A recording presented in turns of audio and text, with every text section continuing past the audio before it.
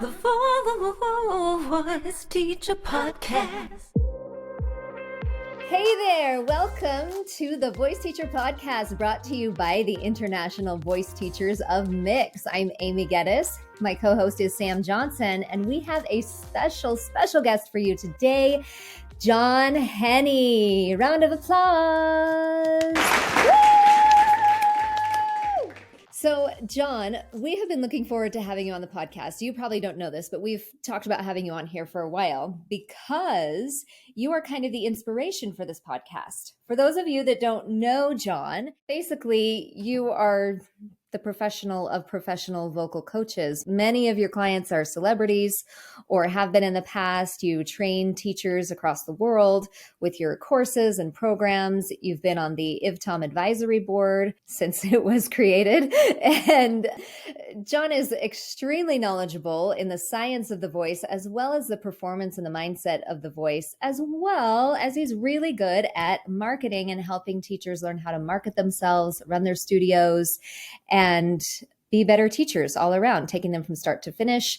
So anyway, we've been really excited to have John because a while back we were in IVTOM just talking about some of the things that we needed to do to take the organization farther. And I came across John's book, Voice Teacher Influencer. And you talked about doing a podcast. And I was like, ta-da, light bulbs. This is what we need to do. And so thus was born the podcast. So we're like your kids, basically. I love it. I love it.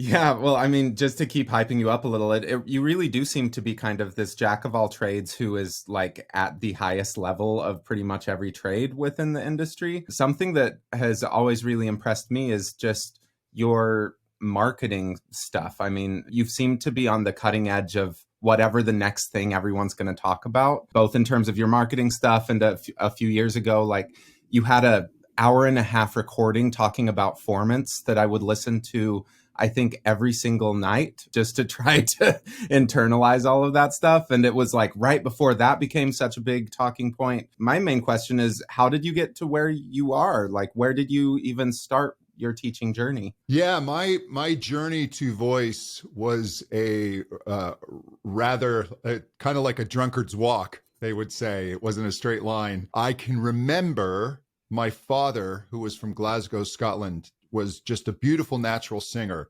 And as a child, when I would try and sing, I would hear his booming Glaswegian voice say, "That's bloody terrible," as the...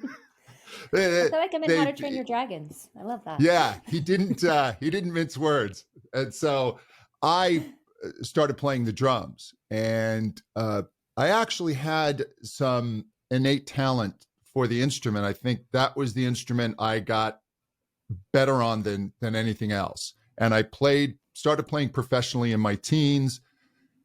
And in my early 20s, I figured I'd never sing. A roommate of mine said, "Hey, I'm studying with this guy and his teacher is the Stevie Wonder's teacher." And I went, "Let me give this a try. Maybe I'll be able to sing some backup vocals." And within about a year and a half, I actually moved where I was singing lead. And I got an independent record deal that went belly up, as those things often do.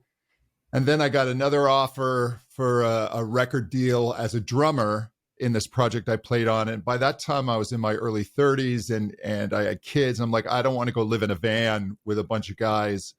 So my teacher had recommended teaching. And I thought, oh, man, I could never do that. And I remember him just saying, "Well, at least you won't hurt anybody." So with that lofty goal of at least not hurting anybody, I started teaching and found that I really enjoyed it and was able to, just using the tools that I knew from my own voice, kind of haphazardly, but realized, oh, okay, this makes this happen and I can get this result. And started to hear, wow, this vowel thing. I didn't understand why, for me, an or even an ah vowel was so much easier than an oo or an e. I'm like, why can't I sing these vowels? I'm just changing the shape of my mouth. Why would it make what's happening at my throat any different? And then I was attended a lecture by Dr. Donald Miller, and walked out completely confused, but I knew I need to figure out what this is. And so then I just really became enamored of voice acoustics. And even though I'm certainly not a scientist, I think one of the things I could do is I could just go get what made sense to me and how I was able to use it and then explain it to other teachers. And then I see these teachers now, they're discussing things in terms of acoustics where I'm going, wow, I need to go study that. It's just interesting to watch students and people you've helped surpass you. It's inspiring and humbling at the same time. I love what you said about I'm at least not going to mess anyone up. That's on my worst days. I still kind of fall back on that of, I can't do this. I'm really in my head. I'm feeling very anxious about teaching. I know I'm not going to mess anyone up. And that has always been a really nice fallback. And with trying to encourage some of my students to teach, that's kind of my base level of like, yeah, I'm comfortable putting my name on you. Like, go teach. You're not going to mess anyone up. I just love that idea. That's a great point. And I think teachers should understand that for me, learning to teach singing was kind of like learning to play poker. And I'm not a very good poker player, but I became rather frustrated because I'd look at the books and they'd go, okay, when you're in this position, and there's a raise and you're holding this hand and the board shows this, I wanted to know, what should I do? And beyond the very simple aspects of the game, the answer became, it depends. And so many times with teaching, we want these concrete answers, and it really is, it depends. And some days, and with some students, it just becomes, let's not hurt this person. Because yeah, we do get in our own heads. I remember a few times. One time I was on a teaching trip and I had a lot of people observing me. And when people observe a lesson, it of course changes the nature of the lesson. And I found myself getting in my own head, and I was thinking, oh yeah, here's this student. I'm going to make some really great breakthroughs and just show these teachers, and nothing was working.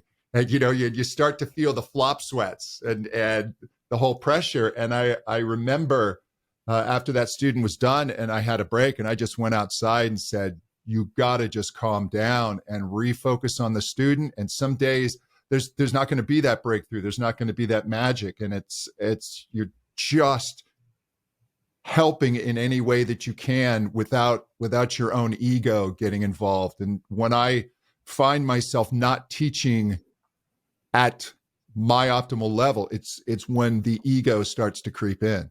Well, I think knowing what you're capable of and having the proof that you've been able to do that before really sets up that expectation that, why should I not be able to do this every single time that I sit in front of a student? In the same way that a lot of students come to me and they're like, I swear I've been practicing. I was able to do this just perfectly yesterday, and now I just can't do it anymore. Yeah, that's very, very common. And students need to realize that, these are peaks and valleys, right? And it really is in our teaching, in our business, in our singing life. It's when we're in the valleys, what we do there is what sets up the peaks. And when things are going well, it's very often the complacency and the ego is what sets up the next valley. Yeah, we have to just really be open, let go of ego. All I know is the older I get, the less I seem to know. I was like, man, I was really sure of what I knew 15 years ago. I think we've talked about that a few times on the podcast, how we've all experienced that, like thinking when you first start teaching, you feel like you don't know anything, but at the same time, you feel like you have to prove that you know everything. And so you kind of get in this vicious cycle of like, I'm a teacher. I have to know, and I have to have all the answers, rather than it's okay to say you don't know. It's okay to say, there's that whole Socratic idea of true wisdom is knowing that you know nothing. It's true. But beginner's mind, all of those things. And I see younger teachers and they get caught up in imposter syndrome. And it's like, well, first of all, we all have imposter syndrome. And and to a degree, it's healthy. It keeps you humble. It keeps you going. It keeps you pushing. but you can't totally give over into it. That's one of the things I really tried to focus on in my book, Voice Teacher Influencer, is don't fall into imposter syndrome, and don't, hell is comparing yourself to others, right? And it's what we tend to do as human beings. And you've really got to realize that whoever you are as a teacher, you have experiences and you have things that brought you to this point that I don't have and you don't have, right? So this teacher is able to approach things in a way that's unique to them, and people really need to celebrate what makes them unique rather than thinking, oh, but I don't have this teacher's experience or this teacher's training. Keep getting experience, keep getting training, but you really, really have to honor and celebrate what is unique about you. I love that. That makes me feel so much better, honestly.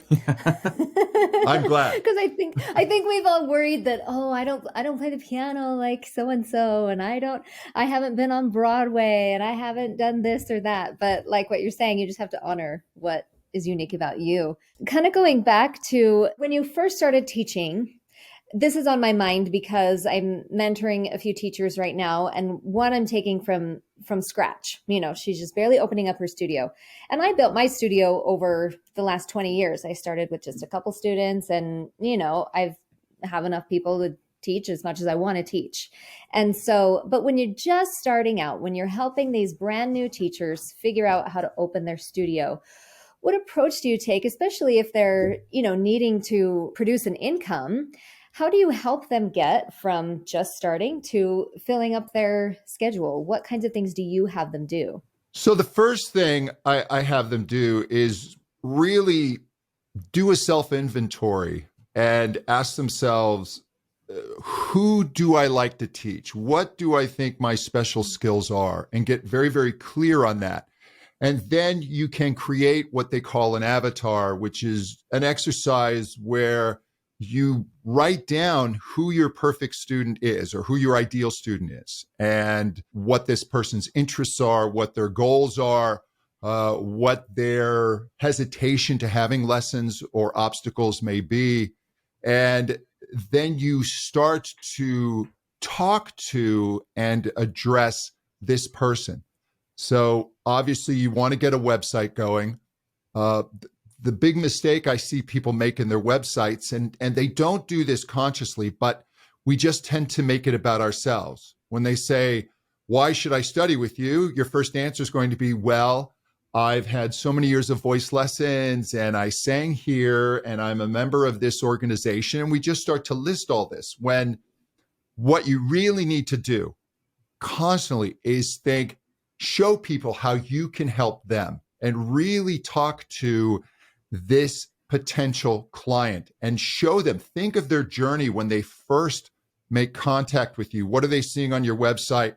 What type of articles do you have? Do you have freebies that they can download? Make it so that they can easily begin a dialogue with you. A very simple funnel that people can do is they can, if they come to your website or they find you on social media, is you can have a low-cost vocal assessment. Don't do it for free. Free is just going to bring in the wrong person, and you want to start that person giving you some amount of money. Even though it's low cost, there's a transaction there. And so that kind of breaks that barrier. And so they're more likely to spend money later. And in that assessment, work with them and talk in the future tense about, okay, when we're working together, I have these goals for you. I see you working on this. Within so many months, I can see this aspect of your voice settling down or becoming more balanced. And then don't be afraid to gently ask for a sale. I think that's where people get hung up a little bit. There are all different ways to reach out in your community. Again, what your audience is. If your audiences are kids, if you really enjoy working with kids, you might reach out to homeschool organizations in your area. If you want to work with professional singers, that's a different step. You might want to see which ear, nose, and throat doctors are working with singers in your area and introduce yourself and start a relationship there. So it really is important to get clear about who you want to work with and how. So it kind of brings up the idea of a mid-career pivot for me, of like we might do all of these, work with a certain clientele for a while just to pay the bills, but then decide we want to do something a little bit different. And I feel like I've seen you do a few of those pivots, John. Like a decade ago, I remember you saying, if I ever wrote a book, it would be one page and it would say, and now you've written how many books? And 3. I feel like that, like, what got you to finally sit down and say, I'm going to write these books and have it be more than one word? That's a great question. So I had multiple failed attempts at writing a book. And I'd maybe get like a chapter in, or I'd do a breakdown. And I forget what actually got me to take it seriously, but I can tell you the process. And the process is just setting yourself up in a habit. So what I did to write my first book is I took, what is the name? It's the Pomodoro method, which is Pomodoro. Pomodoro. There you go. Thank you. Which is named after the tomato timers that you'll often see in kitchens. The idea is you set a timer for 25 minutes and you work without distraction. And then the timer goes off, and then you set it for 5 minutes and take a break, and then set it for another 25 minutes. And what I did is every day I got up and I worked for an hour, 25 minutes, 5-minute break, 25 minutes. And then I just set it aside. And at the end of a certain number of weeks, I just remember every day I was working on it. And then one day I went, oh, hey, I just finished this first draft. Did you ever reach the end of your hour and you were just in the thick of it, and you were flowing, and you were like, I just want to keep going? Did you ever extend past the hour to maybe 2 or 3 hours or something? I never went 2 or 3, but there were days I certainly went, 90 minutes. I may have done a couple of hours here and there, but I found when you go to do a project like this, you are instantly going to go into resistance, and your brain is going to go, wow, maybe you should go floss, or the hedges need trimming, or I'm suddenly hungry, right? And the phone, don't even get me started with social media, right? So what that technique does is you put everything away, you put your computer on do not disturb, and I wrote just on a piece of software that was just focused on writing the book. I didn't have a browser open or anything. So that, and then if I was doing research, I could just very specifically go and find my research. I would just put everything in Evernote, which is a program I think is really handy for that. So for that 50 minutes, it's interesting. Once you get past resistance and you eliminate distraction and you get into flow, it just flies by. And you're suddenly writing in a day, you're writing like 1,000 words. And you don't want your book, seriously, people don't want to read Gone with the Wind. People don't want an 800-page book on singing. I love Gone with the Wind. What are you talking about? Which is great. I actually right? really do. No, I understand that, but they don't want War and Peace. Let's pick that book. Actually, if it's a short book of value, that's what people want. Mm-hmm. And that's a great piece of advice I got from somebody, even in terms of doing courses. You think like, oh, I'm going to get it to where it's 50 hours of video, and that's going to be my selling point. The person looking that's going, I don't want to watch 50 hours of video. Because the bottom line, look, is if we developed a pill, and this pill, if you took it, would instantly make you a great singer, we could sell that pill for a lot of money. And that pill would be far more valuable than your 50 hours of video. So if you can create something that's very concise and focused, but you're selling the result, you're not selling the course itself, you're selling the result of the course. That's really what people should focus on. It's just really results.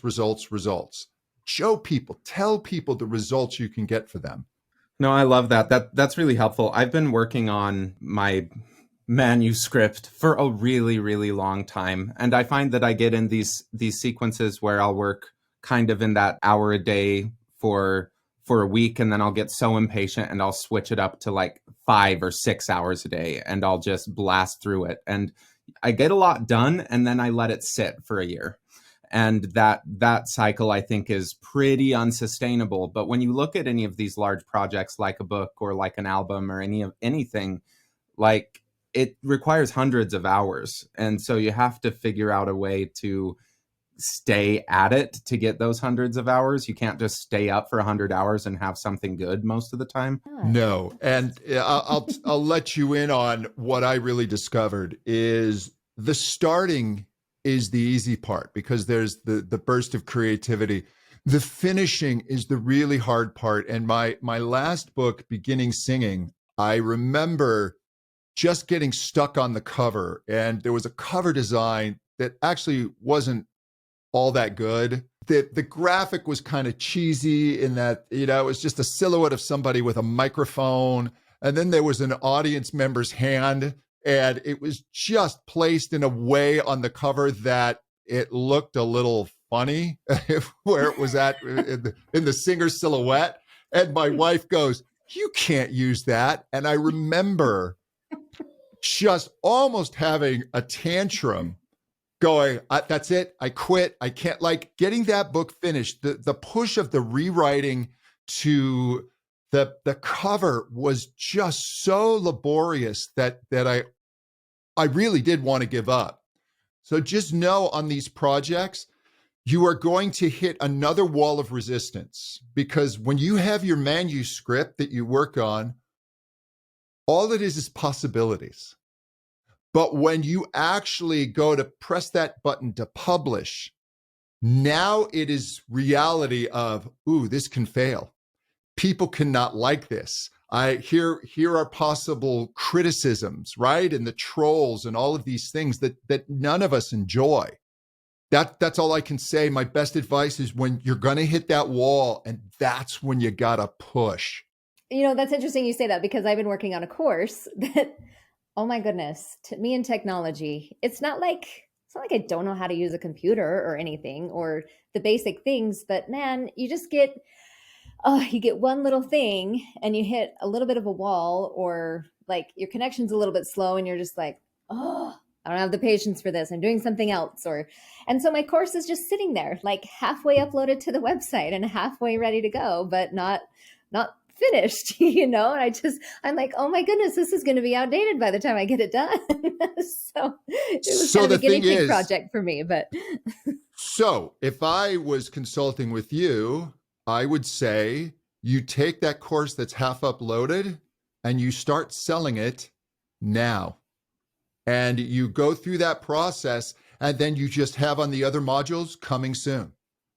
And you go through that scary process of getting your first customers, of the first person that says, "I don't like this course, I want my money back," of the potential problems. But that hump, right? You're in resistance right now with your course.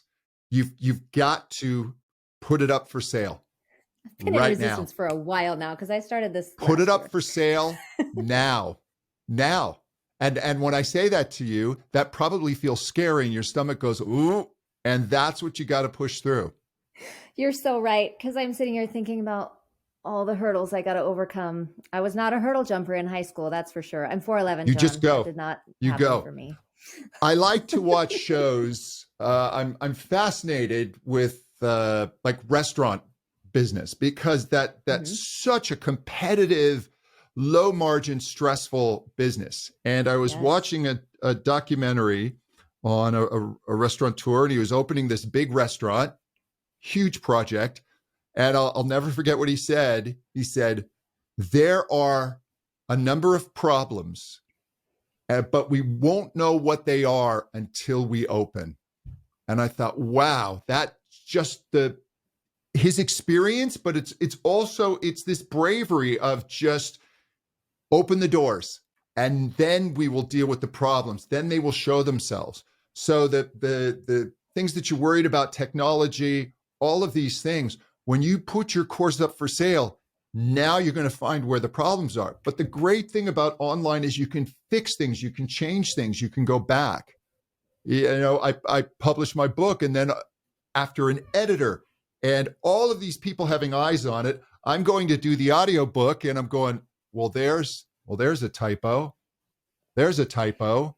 That sentence really reads awkwardly, but you can go back in and change it. The other thing I really recommend is when you go to do something like this, you need to have people in your life, in your circle, that are going through the same journey and can help and inspire you. So that's why I invest a lot of money in business coaching and business masterminds. I'm not talking about just being in a Facebook group where it's kind of just people prattling on, and there are some things of value, and then Facebook itself is just set up for distraction. But I mean, I'm in a weekly call with entrepreneurs, and actually I'm in a couple of masterminds, and some of these people, they're selling music courses. These people are making near 6 figures a month with online courses.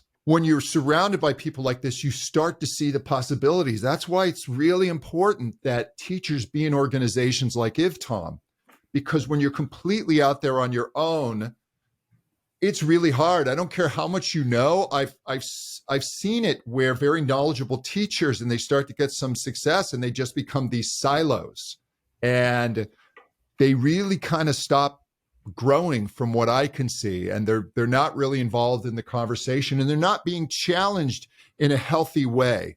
I remember at an IvTom conference, and I was up front doing my presentation. I was working with a singer who was really talented.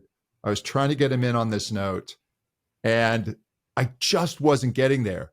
And Dean Kalin just popped up his hand and said, "Hey, can I try?" And I'm like, "Sure." And I watched Dean teach one of the best lessons I've ever seen in my life. What he did was like, wow. It was actually really eye-opening for me to just see somebody in that high-pressure situation do that. And it was like, man, I love the way he did that. That was really instructive. That was something, I was close, but I missed that. And if you're not going to things like that, and if you're not putting yourself in those situations, and if you're not being humbled once in a while, you're missing out. Wonderful. Where can people find you, John? What are you most proud of recently? What I'm most proud of recently is, you can find me at John Henny, JohnHenny.com. My most recent project is voiceschool.com. And that is a membership where people not only have courses made by myself and others, but we also have our own private forum. We have a number of monthly coaching calls, and then we also have one-on-one vocal check-ins that are included with your membership, that anytime you feel stuck, you just get on and book a one-on-one call with one of my voice experts, and they can get you unstuck. I love it. Excellent. Well, thank you so much for being on here. Thank you. It's always fun to prattle on. Well, thank you so much for watching/listening. Go check out John Henny. If you are interested in teaching or anything, go to ivtom.org/events and get some of our conference recordings. They are very good. And we have some with John teaching, like the 2018, I believe, in Denver has some really good John talks on it. So go check that out. If you're interested in becoming a teacher and want to get an IvTom mentor, head over to ivtom.org and fill out an application. If you're starting from scratch, you can get a mentor. But if you've been teaching for a while and want to take your skills to the next level, you can also get a mentor. We have fabulous teachers with dozens of years of experience, and you can't go wrong with any of them. So, head over and check that out too. Thank you for listening to the Voice Teacher Podcast, brought to you by IvTom, International Voice Teachers of Mix. Your co-hosts are Sam Johnson and Amy Geddes. Learn more about IvTom at ivtom.org and find Sam Johnson at vocalese.net and Amy Geddes at breakthrough-studios.com. Voiceover and theme song by Maz Mazak, and this podcast is edited by Amber.